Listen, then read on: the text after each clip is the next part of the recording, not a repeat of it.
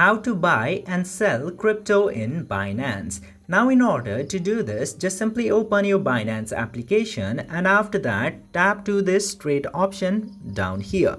After going into the trade section, you are going to see this option of buy/sell. Tap into that and after tapping in there, you will get this option to select either buy or sell. Just simply select which one that you need to perform in here.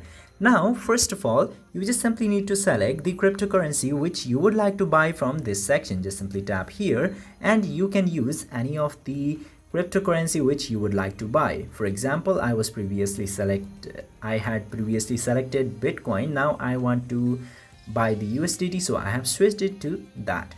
Here in this upper section, you just simply need to enter the amount that you would like to use or invest in the specific cryptocurrency that you would like to buy. For example, I want to invest 123 USD, which will give me 118.72 USDT. Just simply enter the amount which you would like to invest and that will give you the amount which you can buy from that. Now, first, you need to verify. In order to buy, just simply verify your account and you can buy or sell the USDT that you have. I hope this video was helpful for you. If yes, don't forget to hit that subscribe button and thank you for watching.